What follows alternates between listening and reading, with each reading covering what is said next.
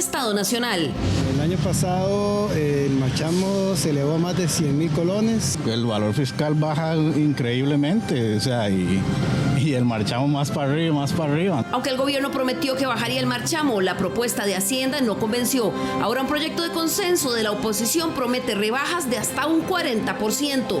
Trae un verdadero alivio al bolsillo de los costarricenses. Y sí que la gente está en una coyuntura en la que necesita una disminución de la regresividad tributaria. ¿Logrará su bolsillo realmente sentir esa reducción en diciembre?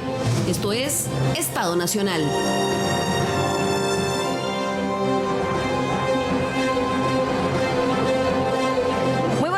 Bienvenidos nuevamente a Estado Nacional. Muchas gracias por su gentil compañía la mañana de los domingos. Iniciamos el programa de hoy, por supuesto, con un caluroso saludo para todas las mamás del país. El próximo martes celebraremos el Día de la Madre aquí en Costa Rica, pero el feriado se adelantó para mañana lunes. Así es que les enviamos los mejores deseos y un gran abrazo para que puedan disfrutar en familia su día. Un saludo muy especial para mi señora madre, doña Grace Rodríguez. Feliz día, mami. Bien, y también aquí vamos a celebrar en el set de Estado Nacional con una de nuestras invitadas que es mamá también, pero vamos a contarles de qué es lo que vamos a hablar hoy. Todos los años el pago de los marchamos genera incomodidad en los contribuyentes. Sin embargo, el año pasado la distorsión en el monto a pagar de algunos grupos de vehículos fue la gota que derramó el vaso. Los diputados conformaron una comisión para revisar el cálculo y el cobro del marchamo. El gobierno también planteó una iniciativa prometiendo rebajas. La semana pasada, una comisión especial dictaminó finalmente un proyecto de ley, pero no el que el gobierno había presentado, sino un texto de consenso de fracciones opositoras. Hoy en Estado Nacional analizamos la propuesta. ¿Qué significaría para su bolsillo si se llega a aprobar ese proyecto? ¿Qué dice el Ministerio de Hacienda sobre la disminución de recursos que tendría por esa rebaja? Para ello, invitamos el día de hoy al señor Nogui Acosta, ministro de Hacienda. Bienvenido, don Nogui, qué gusto tenerlo por acá en Estado Nacional de nuevo. Muchas gracias, doña Liliana. Un gusto estar acá y conversar con los costarricenses a través de este medio. También nos acompaña el día de hoy Sofía Guillén, quien es jefa de fracción del partido Frente Amplio, una de las fracciones que dio su voto para el texto alternativo. Bienvenida, Sofía, qué gusto tenerla también de nuevo por acá. Muchísimas gracias por la invitación, un gusto verle siempre. Además, nos acompaña el diputado Jorge Dengo del Partido Liberal Progresista, cuyo texto base sirvió para el consenso. Él presidió la comisión especial que analizó el cálculo y cobro del marchamo y que llegó finalmente a un dictamen esta semana. Bienvenido, Jorge. Muchas gracias, doña Liliana. Un gusto estar con usted hoy. Y igual un saludo a todas las mamás y a todos los hijos que las disfruten mientras las tengan, porque son muy especiales. Así es, un regalo de vida. Complementa nuestro panel de hoy la señora Liliana Aguilar, directora de la Asociación de Importadores de Vehículos y Maquinaria Pesada, AIVEMA. Una de estos sectores que ha estado pues dando su opinión, es uno de los sectores que fue llamado a esta comisión a hacer su propuesta. Bienvenida, doña Liliana. Feliz día. Es usted mamá, ¿verdad? Muchísimas gracias. Felicidades de antemano también a todas las que comparten el orgullo de ser mamá. Yo soy mamá doble porque soy abuela. Y mucho gusto de estar aquí y felicidades a don Nogui, que estuvo en estos días de cumpleaños. Es cierto, señor ministro, usted estuvo de cumpleaños el día viernes. Felicidades. Muchas gracias a todos. Felicidades, pero igual en medio de varios clavos, ¿verdad? Y este de los marchamos es uno de esos. Y es que de ese clamor nacional, realmente que pasó después del año pasado, cuando sucedió esta distorsión que hubo en el cobro de los marchamos, es que este año la gente empezó a presionar sobre la situación. El año pasado vimos muchos casos de personas que, a pesar de que su vehículo se hacía más viejo, recibían un cobro muchísimo mayor. Veamos algunos casos. Año con año los costarricenses sienten el incremento en el precio del marchamo, pero el año pasado los conductores sintieron que el alza fue mayor. Bueno, pagué más en ambos vehículos, sí, de la casa, digamos, sí, pagamos más marchamo, bastante más. Yo calculo que como un 5 o 6% más o menos. ¿Cómo va a ser posible que nos estén maltratando, matando tanto con esos marchamos así tan caros? Es que es demasiado caro. Nosotros pagamos casi 300.000 colones de marchamo. ¿Sí? Si es muy duro, muy fuerte para nosotros. Hay que andar pulseándola, trabajar hasta 13, 14 horas diarias para poder hacer ajustar el pago, el marchamo y todo. Me fue mal porque, bueno, este carro es casi prácticamente nuevo, pero no sé qué pasó, que me cobraron una exageración porque le subieron el valor fiscal al carro. Entonces, no sé qué puede haber ahí, que me cobraron demasiado marchamo. El año pasado el marchamo se elevó a más de 100.000 colones. Es un monto bastante alto para uno que anda trabajando en la calle. Esto llevó a que el gobierno planteara una reforma al marchamo. Sin embargo, esta iniciativa fracasó. Hoy, en Estado Nacional, analizamos las propuestas de distintas fracciones legislativas que buscan una reducción en el pago del derecho de circulación. De ese clamor nacional de fines del año pasado surgió la iniciativa de revisar la forma en que el Ministerio de Hacienda calcula y cobra el marchamo. El gobierno inició prometiendo una masiva rebaja, pero el análisis de la propuesta oficial abrió un debate a más iniciativas. Veamos un poco de contexto. La ilusión de un marchamo más barato surgió por una promesa hecha por el gobierno el pasado 26 de abril en conferencia de prensa del presidente. 92% de los carros van a pagar menos para el año entrante. Una promesa del ministro de Hacienda. Para eso, el Ministerio de Hacienda presentó un proyecto de ley al Congreso con el que, según ellos, la rebaja se haría realidad. Todos los vehículos que estén por debajo de 12 millones van a haber reducido el costo del marchamo. Sin embargo, la propuesta de Hacienda no logró convencer ni a los congresistas ni a diferentes sectores consultados que alegaron que la rebaja ofrecida era insignificante y que más bien a muchos les subiría el marchamo. Los vehículos con valores por sobre los $14,000 aproximadamente, sobre los 6 millones, 7 millones de colones, van a ir sufriendo un incremento porcentual. Ante la inviabilidad de la propuesta gubernamental, surgieron varios proyectos alternativos analizados en una comisión especial. La semana pasada se reanudó la discusión y un verdadero pulso entre fracciones. El Partido Liberal Progresista, Liberación Nacional y el Frente Amplio consensuaron una propuesta que aboga por una rebaja considerable que el Ministerio de Hacienda se ha quejado podría generarle un faltante de casi 100.000 millones en las arcas públicas. Por otro lado, la Unidad y Nueva República, con el beneplácito de la fracción oficialista, ondearon la bandera de responsabilidad fiscal para plantear una rebaja más conservadora y, según ellos, progresiva. Ambos bandos trataron de convencer con sus propuestas y promesas de rebaja para el bolsillo del contribuyente. El pulso incluyó acusaciones de uso de datos inexactos por ambas partes. Según la Unidad Social Cristiana, con su propuesta garantizaba que los vehículos de menor valor podían tener rebajas de hasta un 40%. Citaron como ejemplo un carro modelo Tucson del año 2006 con un valor de 3.310.000 colones, que actualmente paga, según sus cálculos, 128.105 colones de marchamo. Con la propuesta del PUS pasaría a pagar 75.155, es decir, un 42% menos. El Liberal Progresista y el Frente Amplio refutaron esas estimaciones. La fracción legislativa de la Unidad Social Cristiana sacó un comunicado de prensa que contiene datos que son falsos e incorrectos. La propuesta abiertamente que hoy han respaldado el PUSC, Nueva República y el oficialismo implicaban un aumento del marchamo. Según ellos, la propuesta de consenso propone una rebaja real cuyo costo en cuanto a reducción de ingresos podría rondar entre el 0.3 y el 0.5 de un punto porcentual de la recaudación.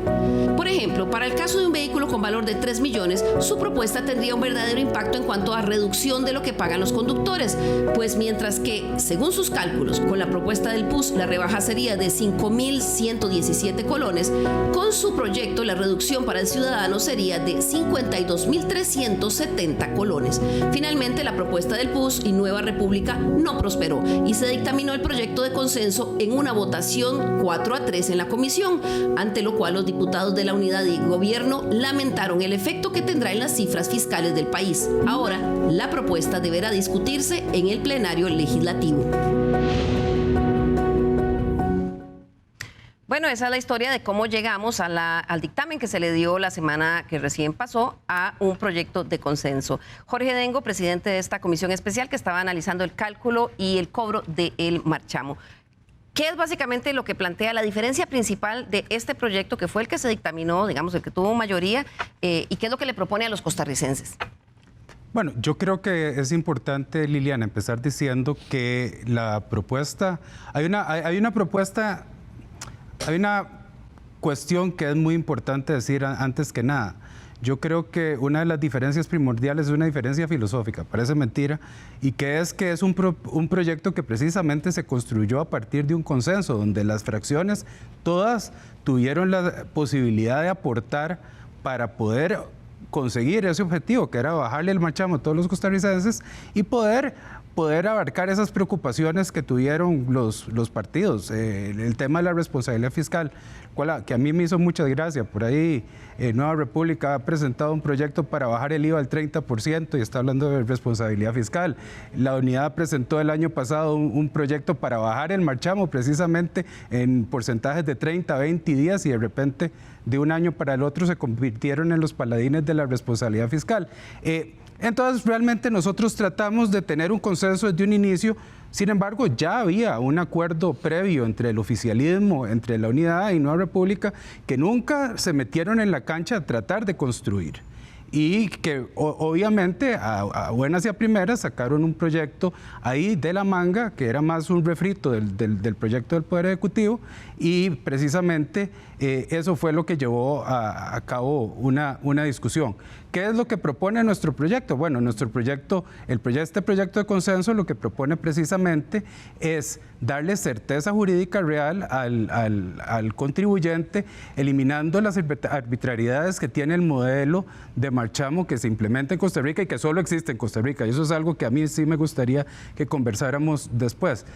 Sacando la inflación como un elemento para la base de cálculo, estableciendo una metodología de depreciación del vehículo, estableciendo una serie de tramos y tarifas que realmente conviertan al impuesto en un impuesto progresivo. Y esto es producto precisamente de ese consenso, porque esto fue una de las variables que para los compañeros de Liberación Nacional y del Frente Amplio era muy importante que tuviera este impuesto, y fue a partir de este consenso, de este trabajo en grupo, que lo pudimos realizar, y de ahí que pudimos construir una propuesta que a los vehículos de menor valor les baje muchísimo más el impuesto que pagan actualmente, y a los vehículos de mayor valor les baje también en forma importante, pero no tanto, para que realmente se mantenga esa progresividad. Entonces, de ahí fue el pensamiento que hay en esto. El pensamiento es beneficiar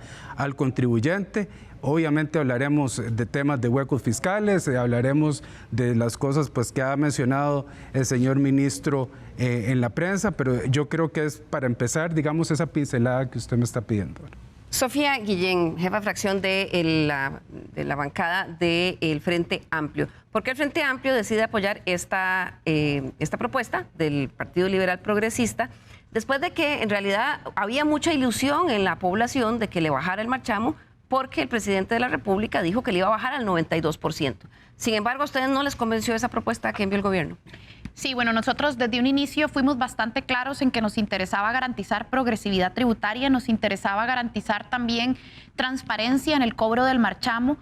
Una de las cosas que trae el proyecto que logramos de consenso a través de un transitorio es que se obligue al Ministerio de Hacienda a hacer públicos esos montos antes, para que la gente pueda preparar su bolsillo, pueda planificar los gastos que va a utilizar. Y metimos otro tipo de variantes, como por ejemplo que los cobros sean cuatrimestrales para alivianar, para que no sea un solo golpe a final de año. Y además el proyecto al que finalmente llegamos de consenso implica un rebajo del marchamo mucho mayor que los 3.000 colones que proponía el gobierno en su texto base.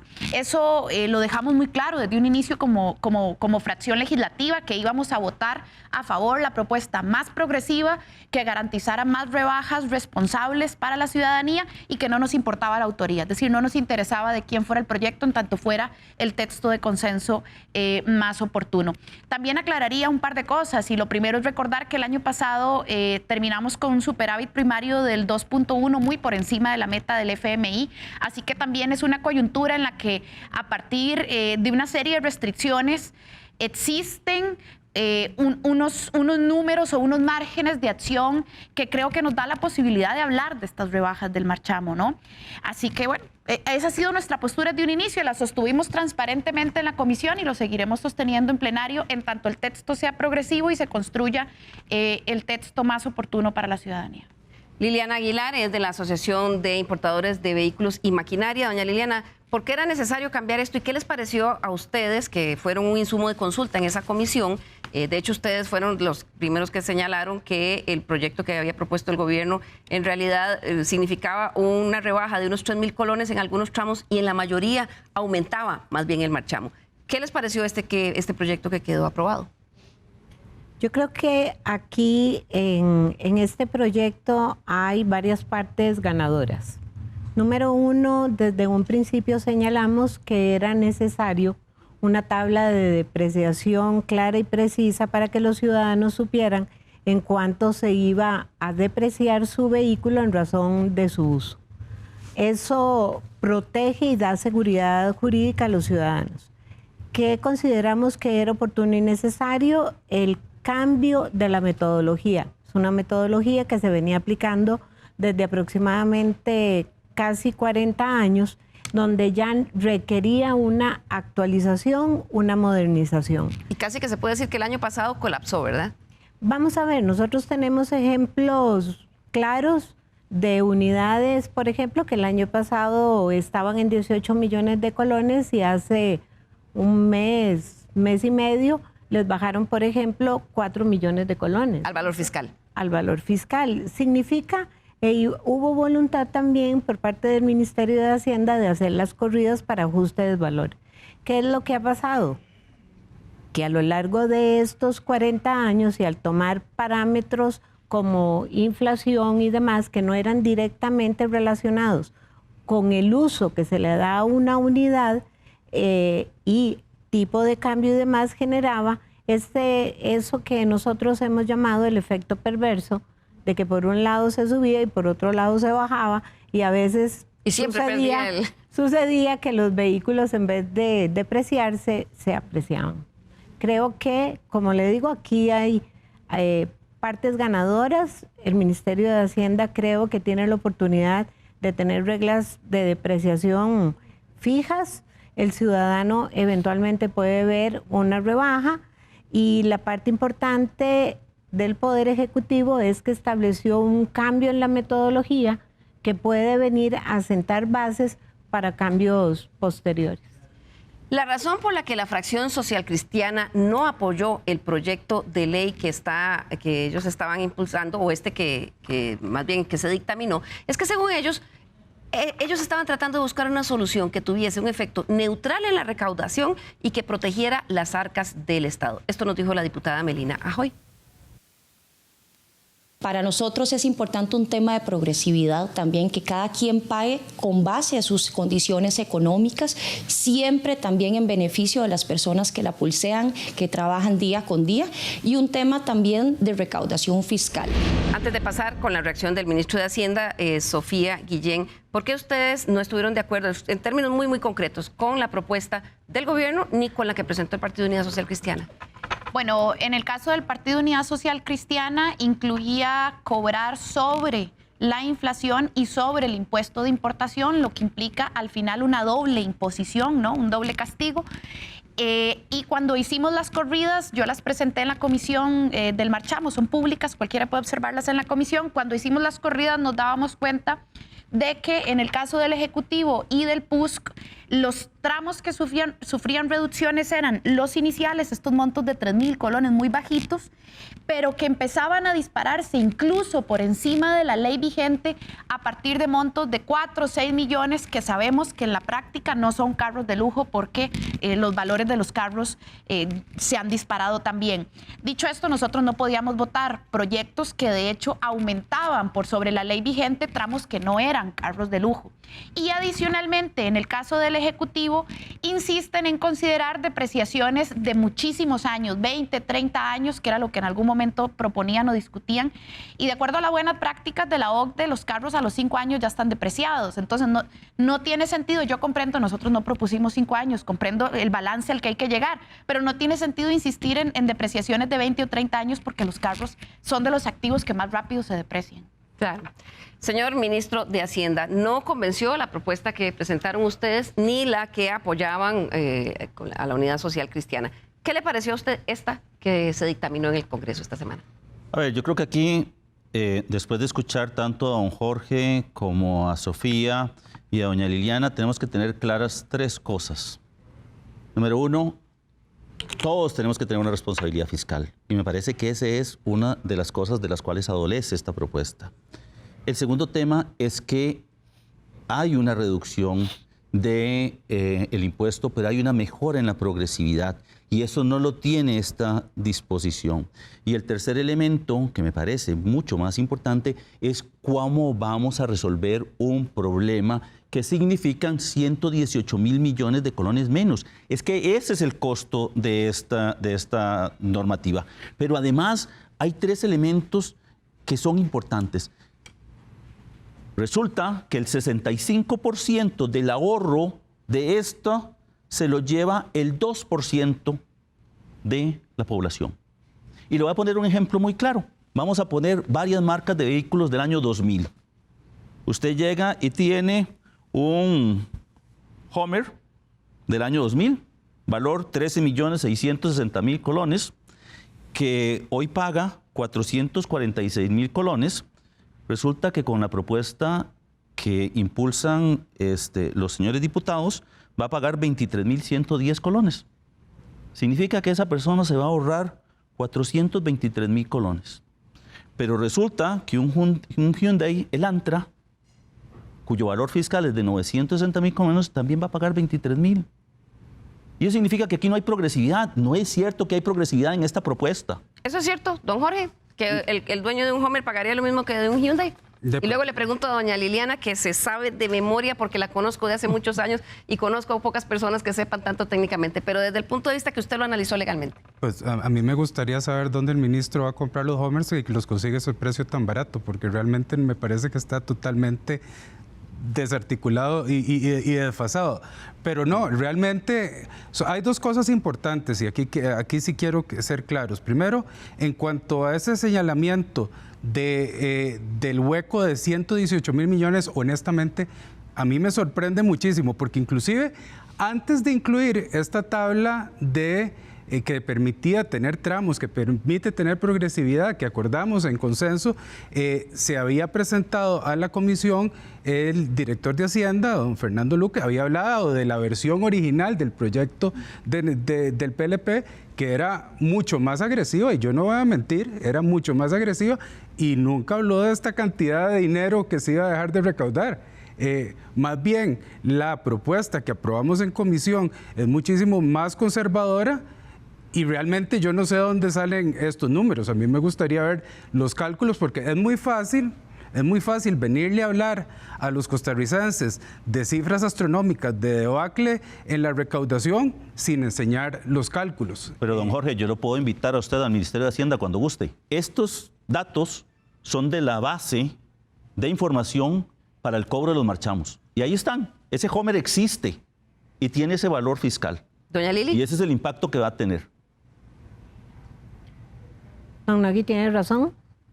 Hay Homer importados, generalmente se importan usados. El tema que le sugeriría a don Nogui es que revise el valor inicial con que ingresaron y en qué categoría y clase fueron ingresados. Porque puede ser que no ingresen como automóviles, sino en otra categoría dentro del Ministerio de Hacienda que paga menos tributos. Entonces es una labor de investigación, sobre todo en ese tipo de unidades, y lo invito a que lo haga. Sí, y lo estamos haciendo. Precisamente, Liliana, una de las cosas importantes de este proyecto, independientemente de cuál sea, es que vamos a cambiar la forma en la cual se valoran los vehículos. El valor fiscal va a estar determinado por el precio de la factura en el momento en que ingresa o el valor que se le asigne, dependiendo de uno de los dos. Y a partir de ahí no va a haber más valoraciones o categorías. Va a ser en función del valor fiscal. Claro, yo lo interrumpí a usted, señor ministro. Usted empezó diciendo las razones por las que tenía objeciones a este proyecto. La primera que usted mencionó fue esta de que no le parecía progresivo. Número 2, porque le interrumpí. Las implicaciones que tiene para efectos fiscales. Voy a decirle que las fracciones legislativas, por unanimidad, aprobaron los eurobonos. Estos eurobonos tenían una serie de parámetros que había que cumplir, particularmente el tema del superávit primario. Y aquí no se vale decir que tenemos mucha plata. Tuvimos mucha suerte en el 2022. Realmente creció la recaudación, pero este año no es el mismo. Resulta que este año nosotros tenemos que alcanzar, para el acuerdo con el Fondo Monetario, un superávit primario de 1.3%. ¿Sabe cuánto estamos? 1.4. Este proyecto va a reducir la recaudación en 0.25% del PIB. No vamos a cumplir con el fondo.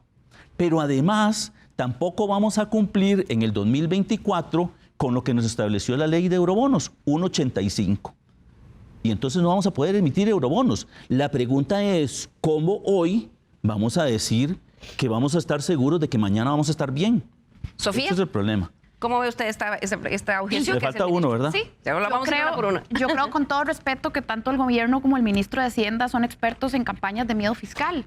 El año pasado cerramos con un superávit primario de 2.1 y a junio de este año vamos con 1.4. Falta un semestre entero de recaudación y de proceso tributario, señor ministro. Pero eso no es acumulativo, se va en función del PIB. Yo sé que no es acumulativo, pero no puede usted dar el dato como el dato finalizado del año porque no es cierto. Dicho esto, teniendo que proyectar si vamos a alcanzar o no esa meta, ya se alcanzó el año pasado y estamos a muy poco de alcanzarla, todavía faltando un semestre. 0.24% del PIB es realmente un esfuerzo que yo creo que habría que contemplar para la ciudadanía, porque vean qué paradoja la del Ministerio de Hacienda. Si en la Asamblea Legislativa le aprobamos plata para la caja, igual no la gira. Si se le pide plata para educación, no la presupuesta. Pero si se le dice, bueno, en vista de que usted el año pasado terminó con 900.000 millones de superávit primario, ¿qué tal si este año hacemos una rebaja que implique 108.000 millones, ya que ni sueltan la plata ni nos dejan bajar impuestos, pero al final ninguna de las dos? Las metas con el FMI se cumplieron el año pasado de sobra y este año le faltan todavía 6 meses y ya lleva una gran parte de la meta cumplida. O a punto de cumplir. Entonces, tampoco se vale asustar con decir que ya no va a haber eurobonos. Espero que a final de año no salgan con la historia de siempre que no va a haber aguinaldo. Por favor, han cumplido la regla. Señor ministro, han cumplido la regla fiscal de sobra y han hecho más recortes de la cuenta. Señor ministro, réplica a lo que ella dice y vamos con el tercer. Hay 3 temas importantes, dije. Voy a seguir con el segundo. Si ustedes pueden ver, aquí están lo que se establece con el Fondo Monetario Internacional y aquí eurobonos. Esto es el escenario base con el cual el Fondo Monetario nos ha hecho hacer un marco fiscal de mediano plazo. Ese marco fiscal de mediano plazo nos dice más o menos cuánto vamos a cumplir. Sin el proyecto aprobado, nosotros teníamos para el 2024 1.9. Con el proyecto aprobado va a ser 1.6. Pero la meta es 1.85 y lo pusieron los diputados. Para el siguiente año, es que esto va a ser toda la vida. Si este proyecto se aprueba, va a ser toda la vida, no es una única vez.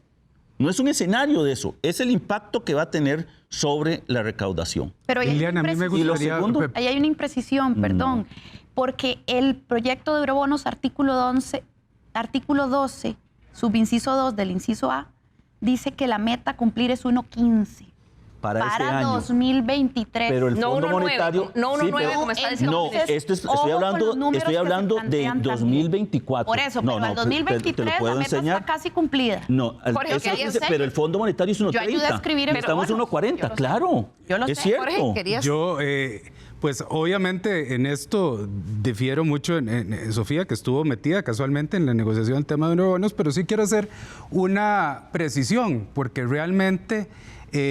la afectación fiscal de ese supuesto hueco no es el 0.25 del PIB, y al menos el cálculo que nosotros hemos hecho es el 0.1, y precisamente porque el Ministerio de Hacienda no ha mostrado dónde sale ese supuesto hueco de 118 mil millones que realmente, y hoy me llama la atención, porque una cosa es la que está diciendo el señor ministro, y yo no tengo duda para no creerle, señor ministro, pero el director de Hacienda fue y dijo en la comisión otra cosa. Entonces, ¿a quién le creemos?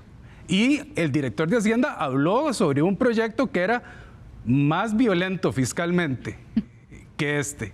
Vamos a hacer aquí nuestra primera pausa y al regresar, ¿cuán crítica es la reducción de los impuestos producto de la iniciativa de bajar el marchamo? ¿Se puede compensar por otro lado? Ya regresamos.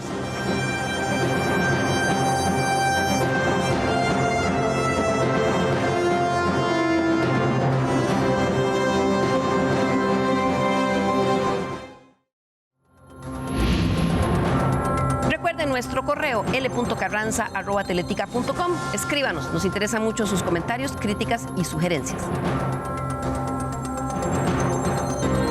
La semana pasada en Estado Nacional analizamos la nueva estrategia de empleabilidad que presentó el Ministerio de Trabajo el pasado 25 de julio. Nuestros televidentes nos hicieron llegar sus comentarios sobre el tema. Veamos. Rafael Navarro expresó: trabajo en una empresa pública, pero los salarios están congelados desde hace 4 años. He tenido algunos trabajos ocasionales, pero máximo 2 meses, porque los salarios base son demasiado bajos. Melvin Badilla añadió: vi la estadística de un 36% de mujeres que no trabajan por atender el hogar. Pero pregunto, ¿eso no es trabajar? Joy Suchar nos dijo: quedó en evidencia que el problema de pobreza, falta de trabajo, oportunidades, radica en la bajísima cobertura nacional de primaria y secundaria, y en las mujeres la falta de red de cuidado. Mauricio Castro nos dijo: creo que con la campaña Brete vuelven a renombrar algo que ya estaba y lo presentan como una iniciativa de la actual administración. Mauricio Alfaro comentó: el tema de empleo va más allá de una administración y debe apoyarse en MEP, US, municipalidades y otros. Los retos demográficos y tecnológicos así lo requieren.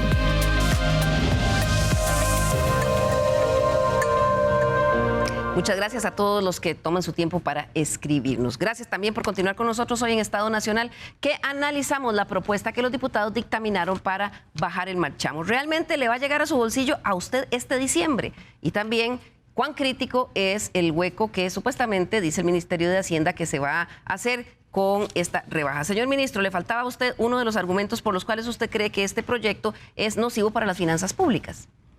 Particularmente por el impacto que tiene. 118 mil millones de colones son 2 veces el presupuesto de una serie importante de instituciones. La pregunta es: ¿de dónde lo vamos a coger? Porque habría que buscar de alguna manera cómo allegar los recursos. Yo creo que desde el punto de vista del Ministerio de Hacienda no hay forma de poder asegurarle recursos a CONAVI. Hoy me toca decirle a CONAVI que nosotros no tenemos recursos para poder mejorar las carreteras. Y esto, la mitad de estos 118 mil millones deberían ir a CONAVI. Y los otros 59 mil millones, eso es más que el presupuesto de la Asamblea Legislativa. ¿No se supone que por ley debería ir, no sé si es todo o un porcentaje? El 50%. ¿Y usted le giró el 50% completo? Nosotros ponemos en el presupuesto del Ministerio de Obras Públicas y Transporte los recursos. La distribución depende de cómo se haga. Hay que entender que no todo el mantenimiento de las carreteras lo hace CONAVI directamente. Una parte importante lo hace el MOP con su maquinaria y con sus equipos. Y esa es la diferencia. Los recursos van para el objetivo que está. Y ese es el problema. Y quiero agregar algo adicional. Imagínese usted que el problema de la progresividad en este proyecto es que los vehículos que tengan un valor menor a 8 millones de colones solamente van a recibir un beneficio promedio de 60 mil colones. Pero los que estén más para arriba van teniendo un mayor beneficio. En el caso particular de los vehículos entre 8 millones y 13 millones de colones van a recibir 205 millones. 205 mil colones menos. Entre 13 y 15 millones, 257 mil colones. Pero los demás de 15 millones van a recibir una rebaja de 333 mil colones. Doña Eso Liliana, no es justicia. ¿es cierto que eso no es justo el proyecto como quedó con estos números que plantea el señor ministro? Si nosotros analizamos el proyecto, y yo lo voy a guiar también hacia otra arista, Hay más de 100.000, 150.000 vehículos que no pagan el impuesto a la propiedad. Si no pagan el impuesto a la propiedad, no pagan los derechos de circulación y circulan inadecuadamente en el país. Creo que en vez de ser siempre una base, las que siempre están pagando y manteniendo esos rubros, lo bueno sería que el Ministerio de Hacienda hiciera lo suyo para cobrar lo que viene siendo adeudado. Eso por un lado. Sobre la progresividad, creo, y es un punto muy importante, que a lo largo de casi 40 años, los vehículos de mayor valor han ido siempre pagando más. Y las bases, el piso que siempre se fija abajo, ahora es de 23.000 colones, es lo que se está estableciendo. Pero antes se pagaba, lo que está vigente hasta este momento se pagaba mucho menos. Hay personas que pagan 30.000, 23.000 colones al año dividido entre los 365 días. Estadísticamente le toca circular por nuestras calles 60 colones al día. Entonces, a uno le cuesta 3.000 colones, a uno le cuesta 60.000, cada uno contribuye dentro de lo que pueda hacer. Ahora, yo quisiera puntualizar un tema importante, y es que hay tiempos que hay que manejar que son sumamente importantes, y hay una remisión a reglamentación que correspondería al Ministerio de Hacienda. Hay tiempos que se tienen que tomar en consideración para que la información esté y llegue a tiempo al Instituto Nacional de Seguros, y el Ministerio de Hacienda tiene que correr sus bases de datos y sus sistemas para que se pueda hacer efectivo el cobro de este marchamo a partir del 1 de noviembre, siempre y cuando sea aprobado a nivel legislativo y se publique en tiempo. Ahora, la pregunta es, ¿qué pasa si el tiempo no da? ¿Qué pasa con el cobro de los marchamos 2024 y cuál va a ser la base imponible? Porque ya supimos la historia trágica para los marchamos que se pagaron en el 2023. Buena pregunta, señor ministro. ¿Qué pasa si esto no se aprueba? Nosotros vamos a hacer dos cosas. Lo primero es, obviamente vamos a aplicar la fórmula, pero no vamos a aplicar la renovación de las clases. Le podemos asegurar a todos los costarricenses que no va a haber aumento en las clases de vehículos. Y eso lo vamos a hacer porque la promesa del presidente se mantiene independientemente de si se aprueba o no se aprueba el proyecto de ley. Porque creemos que hay que arreglarlo, pero no a costa de las finanzas públicas. Don Jorge. Yo creo que es un tema que tenemos que seguir conversando. El gobierno ha sido claro en que hay que arreglar el problema. Lo que pasa es que no podemos desvestir un santo para vestir otro. Don Jorge, ¿es el proyecto que aprobaron ustedes un atentado contra las finanzas públicas, como dice el señor ministro? Nuevamente, repito, realmente yo no sé dónde saca el señor ministro ese monto de los 118.000 millones de colones. Sí hay una reducción de la recaudación, pero la compañera Sofía Guillén ha demostrado realmente que con los números que tiene el gobierno actualmente podemos aguantar esa reducción en la recaudación. Pero no y podemos darle eso al costarricense, porque a mí realmente me causa risa que vengamos a decir que esto es una deuda histórica, que tenemos que solucionarle este tema al costarricense, porque sabemos que así es, sabemos que este es un impuesto típico, sabemos que este es un impuesto injusto, sabemos que esto no debería existir porque solo existe en Costa Rica, y a la hora que realmente vamos a hacerle un rebajo importante a los costarricenses, ahí se nos olvida todo eso y ahí salen todos los santos de la recaudación. A mí, digamos, con respecto, voy a tomar por ejemplo el caso del Poder Ejecutivo y el proyecto del PUS, que eran la misma cosa, a final de cuentas. Decían, le hacemos una baja a los tramos más de precios más baratos, porque ahí tiene que ser progresivo y realmente cuando uno hacía el análisis no era ni tan progresivo, las bajas no eran tan importantes por ese lado. Y después, a la vuelta de la esquina, sale el ministro de Obras Públicas y Transportes diciendo que hay que ponerle una tasa en el impuesto a la propiedad a los vehículos más viejitos, más baratos, por un tema de recargo ambiental, precisamente para poder subvencionar el transporte público. Yo vi eso, señor ministro. ¿Usted está de acuerdo? Lo dijo el ministro Amador esta semana, fue un titular, que había que ponerle un recargo a los carros que contaminan más. La propuesta de don Luis Amador es cambiar la restricción por un pago por... No, él ha hablado de dos cosas. Ese cambio de la restricción... Y lo segundo... Esta otra semana habló de eso, de un cargo a los carros más... Y lo segundo es que habló de un impuesto que se ha normalizado en otros países en donde a los vehículos de más, digamos, de más viejos, que entre comillas podría ser que contaminasen más, se le va a cobrar un impuesto. Pero esos se llaman impuestos verdes. Están impuestos para cambiar las condiciones del parque vehicular. ¿Usted sabe cuál es la edad promedio de los vehículos en Costa Rica? 16 años. 16 años. El 50% de los vehículos en este país tienen más de 16 años. Y nosotros no hemos logrado ninguna forma en la cual podamos hacerlo. Sofía. Sí, yo creo que hay varios argumentos sobre la mesa que definitivamente hay que aclarar. Número uno, sobre eurobonos. El comunicado del Ministerio de Hacienda a junio de este año indicó que teníamos un primario de 1.4. La condición para emitir eurobonos es de 1.15. Ya está esa meta para este año. Lo segundo, sobre la meta del FMI, si me permiten terminar, voy a leer textualmente el comunicado de Hacienda. Se cumplió con holgura la meta de balance primario con el FMI a junio del 2023 al alcanzar un primario de 1.4, equivalente a 646 mil millones, 341 mil millones por encima de lo acordado con el FMI. Tienen 341 mil millones por encima de lo necesario para meta primario con el FMI y no quieren una rebaja por 108 mil millones.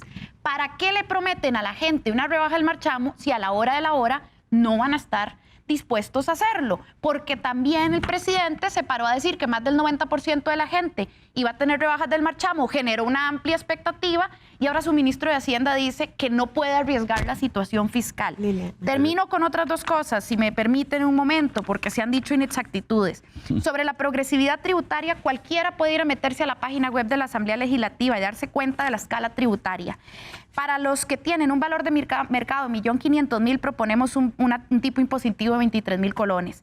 Los de 3 millones, 0.25%. Y ahí va subiendo. 19 millones, 3.50%. Las corridas son claras, pero hay que comparar modelos y depreciaciones equivalentes, porque no puedes comparar tomates con chayotes para hacer o no un análisis de progresividad tributaria. Así que yo sí lo dejo sobre la mesa, porque me parece que es muy fácil confundir con números, es muy fácil confundir con proyecciones, pero también en un asunto político, señor ministro. Ustedes le generaron una expectativa muy alta a la ciudadanía de rebajar el marchamo. ¿Para qué hacen anuncios así si lo que van a proponer es una rebaja de 3.000, 4.000, 5.000 colones y cuando alguien propone una rebaja mucho más fuerte, entonces sale el argumento del Porque somos responsables, fiscal. Sofía, porque somos responsables. ¿Ya cumplieron la meta, señor ministro? No, eso es acumulativo. Nosotros vamos a tener que pagar aguinaldos, vamos a tener que pagar vencimientos, vamos a tener que pagar transferencias, todo eso va a venir. 6 meses de recaudación. Sí, pero no es un tema de eso. La recaudación este año está creciendo un 2%. Un 2% versus un 12% el año anterior. No tenemos la meta. La pregunta es, ¿qué va a pasar hacia futuro? Porque esto es este año. Sí. Es cierto, este año. Pero y este el año siguiente está cubierto, año lo tenemos claro. no estamos cubiertos. Si pasa algo, si el gobierno tiene que hacer un gasto excepcional, no lo vamos a cumplir. Y no vamos a cumplir para poder emitir eurobonos en el 2024. ¿Esa meta y entonces, ya está para este año? No está. Ya está. Ustedes lo publicaron. Sofía mencionó yo creo que el comunicado de prensa. Y yo, señor ministro, quiero ir a un cuadro que publicó el diputado Dengo esta semana en sus redes sociales. El proyecto de ley del Partido Liberal Progresista, que contó con el apoyo del Frente Amplio y Liberación Nacional, ahora va a tener que enfrentarse en la discusión en el plenario legislativo. Usted, señor diputado, publicó este cuadrito esta semana en donde usted decía que esa barra anaranjada es los ingresos totales del gobierno que presupuestó el Ministerio de Hacienda que recibiría este año. Y la barra gris es lo que se va a recaudar. Es decir, usted dice que de ahí salen perfectamente los 50.000 millones. Eso es a junio de este año y son los 49.000, 50.000 millones que había dicho el ministro y que bien dice Sofía, ese es el primer semestre de lo que vamos. El comportamiento que nosotros hemos observado es que el Ministerio de Hacienda viene presupuestando y viene recolectando ingresos tributarios casi por 1 billón de colones en exceso en los últimos 2 años. Entonces, realmente uno se pregunta, o sea, si ya se están alcanzando esas metas. Y yo le pongo un ejemplo. En julio de este año, en uno de los impuestos que más recauda, que es el impuesto al valor agregado, hubo una variación en la tasa de los servicios de construcción y turismo, que eso le va a representar incrementalmente ingresos al gobierno, más, y ellos mismos lo han dicho, porque la construcción se está acelerando en Guanacaste, más porque se está acelerando el tema del turismo. O sea, se puede prever que va a haber y se va a mantener esa tendencia al incremento de ingreso tributario que permite precisamente aplicar este tipo de ajustes y darle realmente un alivio, un respiro al Pero don Jorge, en ese gráfico falta una parte, y es el gasto. ¿Sabe cuál es el presupuesto de la República? 12.6 billones. Perdón, vamos a ver el gráfico de nuevo. Ese gráfico lo que tenía... Es solo los ingresos. Sí, ese es solo ingresos, y ese lo que tenía es lo que se presupuestó con datos a junio versus lo que se proyecta recaudar. Usted lo que está diciendo es que por la vía de los gastos, no tengo ese cuadro ahí, pero Exacto. entonces este año se va a gastar muchísimo más de lo que se presupuestó. Toda la vida se gasta más. Toda la vida se gasta más. Nosotros recaudamos... mal. No se presupuesta mal. Pero si el ahora problema hay una es que la regla estructura de gasto de este país asumió que el endeudamiento es ingreso.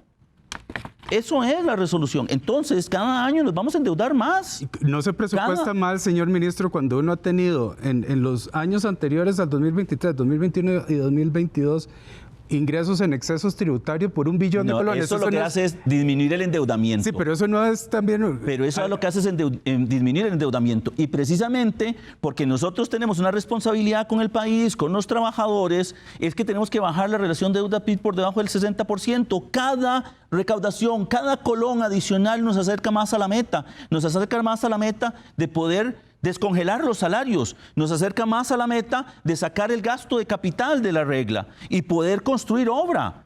La pregunta es, cada una de estas decisiones en donde lo que hacemos es recortarle los ingresos al gobierno, nos aleja más de eso. La pregunta es, ¿cuál es la responsabilidad con las generaciones futuras? Sofía. Es que es un tema muy instantáneo. El señor ministro fue viceministro Carlos Alvarado y codiseñó la regla fiscal que hoy lo tiene amarrado. Es decir, esa regla fiscal que hoy no le permite... Estoy de acuerdo con la regla. Esa regla fiscal que hoy no le permite construir obra pública, a pesar de tener un superávit primario, advertimos en el 2018 que iba a ser un fracaso porque no iban a permitirles construir obra pública como tenía que ser en infraestructura. Entonces, ahora no digamos que una reducción del marchamo va a ser la causa de eso. La regla fiscal ya está afectando la operatividad de los servicios públicos, de programas sociales, de la educación pública. Y va a ser peor si no tenemos recaudación. Y eso ya la proporción deuda para este año bajó a 63% y ustedes siguen mandando préstamos. Yo esperaría que los eurobonos que ustedes prometieron que era una de las formas grandiosas de estabilizar y que ya aprobamos, ya se cumplió la meta para este año. Entonces, tampoco asustemos hacia la ciudadanía. Pero la pregunta es si No queremos una asustemos hacia la resolución ciudadanía, para señor hoy ministro. o queremos una solución para el futuro. Arreglemos Realmente, la regla cuando ustedes aprobaron los eurobonos, yo he de reconocer que la Asamblea fue súper Y ya esas metas están responsable. cumplidas. Y nosotros creemos que ese es el camino. Y ya esas Y no metas queremos distraernos de eso. Pero hoy estas decisiones ¿Pero qué nos le están parece? alejando del ¿Qué camino. le parece si arreglamos la regla fiscal para que se pueda construir infraestructura? En el otro lado de la ecuación están los propietarios de los vehículos, doña Liliana, que no solo están viendo si el tema de la relación de la deuda y de los ingresos y el gasto del gobierno. Yo creo que a mí me preocupan otros aspectos también. Primero, ¿cómo van a hacer la verificación en carretera? ¿Cómo van a implementar los pagos de un derecho de circulación mensual, trimestral o anual? Porque eso está en el proyecto de ley.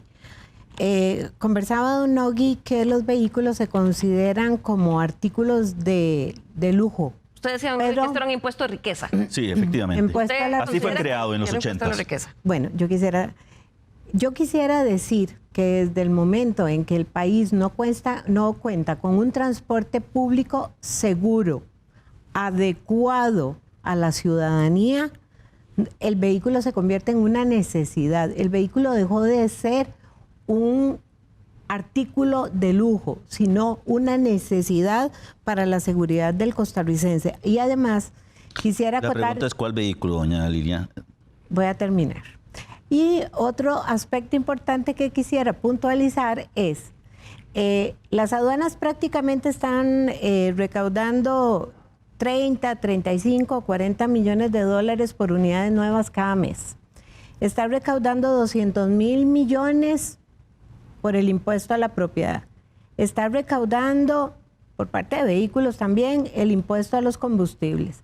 Nosotros pagamos valor agregado selectivo de consumo, el 1%, pagamos para los parques nacionales, pagamos para la Cruz Roja, para los Boy Scouts, o algo que yo no sé si don Nogui gira, que a mí siempre me genera mucha inquietud, es el hogar de ancianos de Pérez Celedón, que nunca lo he visitado, agentes aduaneros, colegio de contadores. La gente se pregunta por qué las unidades son tan caras. Doña Liliana, lo que está diciendo es que los pobres vehículos, no importa si sea viejo, usado, la pomada son objeto de canaria impuestos. De todo.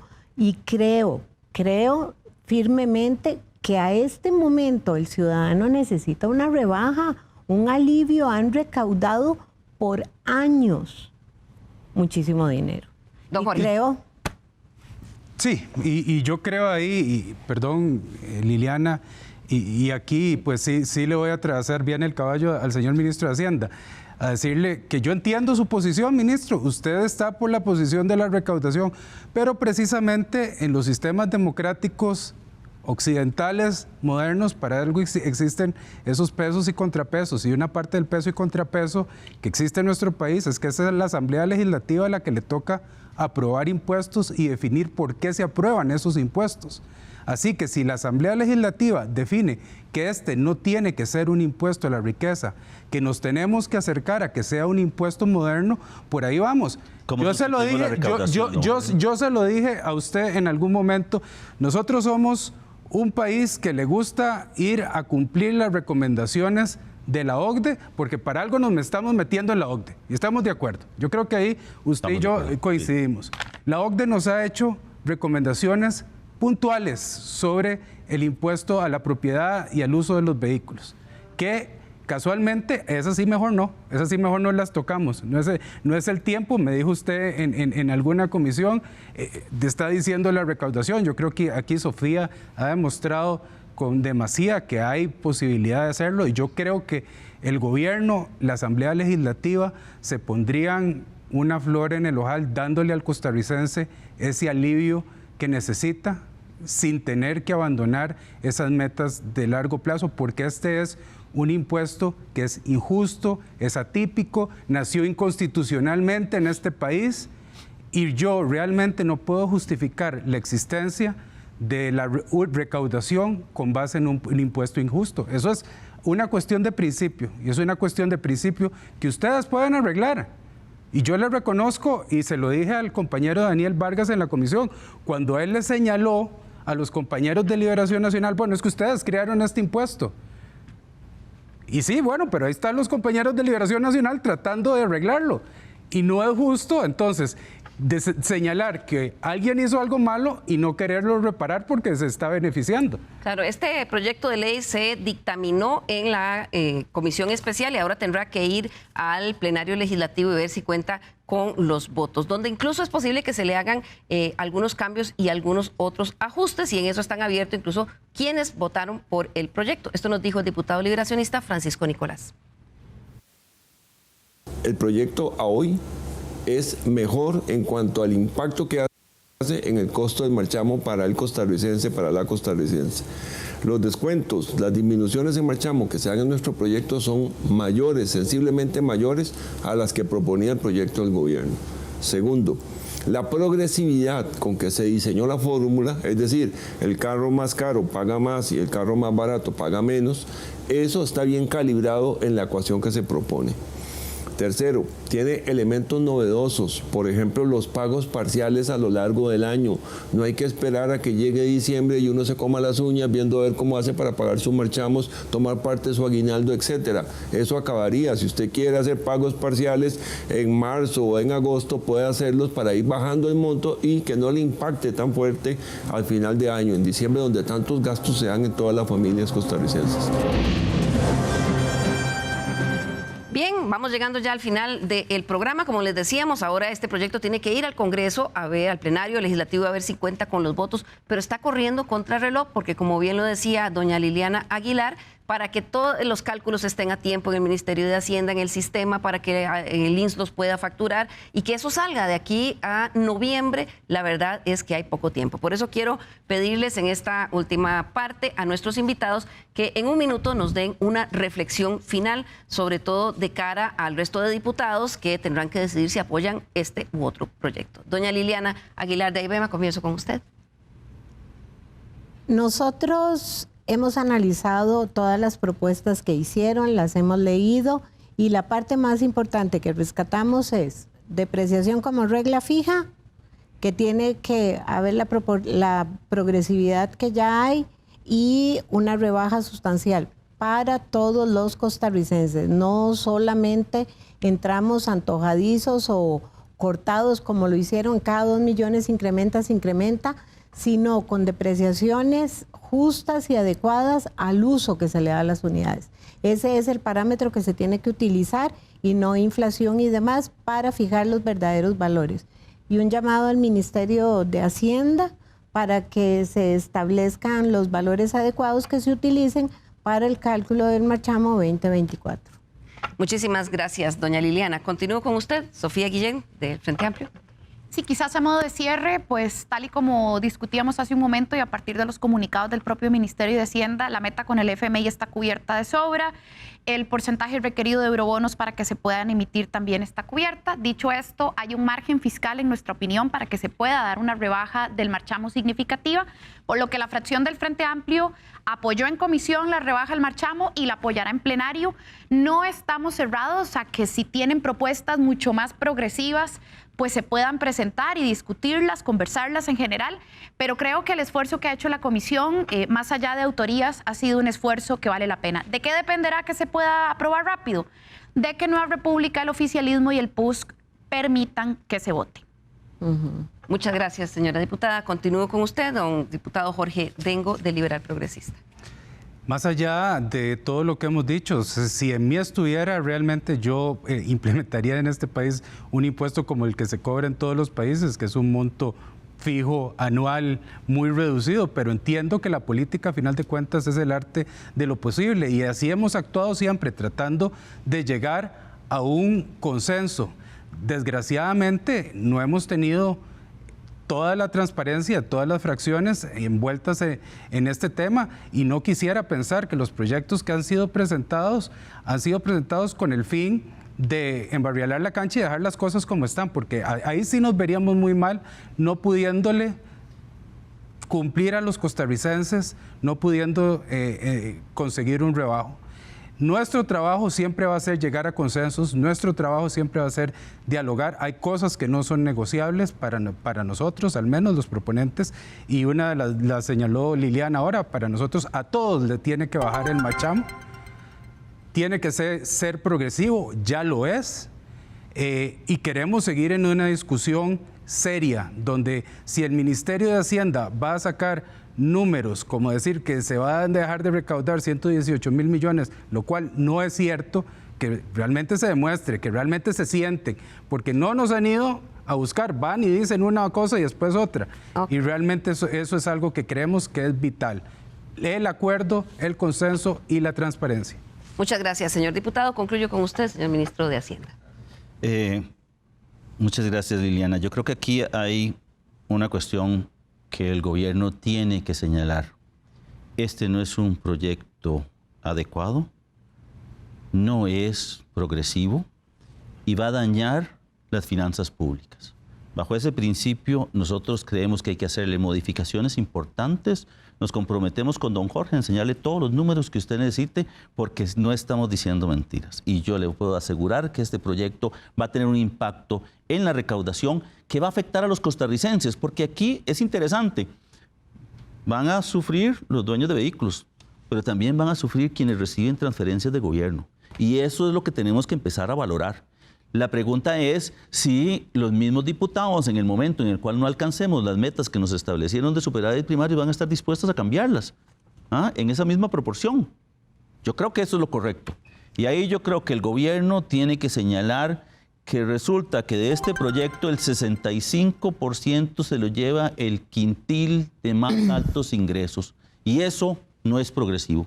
Creo que para el gobierno es importante la conversación, es importante señalarlo, pero no estamos dispuestos a que el Estado, como todo, sufra bajo este proyecto de ley. Para terminar con una pregunta muy puntual, si este proyecto así como está, los diputados consiguen los votos y se aprueban, ¿usted le solicitaría al presidente que lo vete? Definitivamente. Si el presidente lo vetara, ¿cuál sería el rumbo? ¿Ahí moriría o habría otro? Pues ahí veríamos si podemos llegar a algún consenso en la Asamblea Legislativa para resellarlo. Doña Liliana, yo lo que quiero señalar aquí es que si el proyecto se mantiene en las condiciones que está ahí, si nosotros logramos sentarnos y conversar y poder encontrar un punto medio, probablemente entremos en una conversación diferente. Si ese punto medio es una rebaja para todos, podemos empezar a hablar, si no, no. Bueno, Liliana. Ya es un punto de partida. 30 segundos, doña Liliana. 30 segundos. Yo creo y desde el principio dijimos que se tenía que buscar una solución salomónica para el marchamo 2024 y es a partir del listado de valores apliquen una rebaja sustancial para todos y tienen un año para ponerse de acuerdo y de implementar. Sustancial, pero no de 8.000 colones para todos. Yo de acuerdo con progresividad tributaria. Bueno, ya que hay una base de la discusión, para el diálogo, y eso es lo que sigue en el Congreso. Llegamos así al final del programa. Agradecemos muchísimo a nuestros invitados del día de hoy y a ustedes en sus casas. Feliz Día de la Madre para los que van a celebrarlo mañana y los esperamos nuevamente aquí en Estado Nacional los domingos en la mañana. Hasta luego.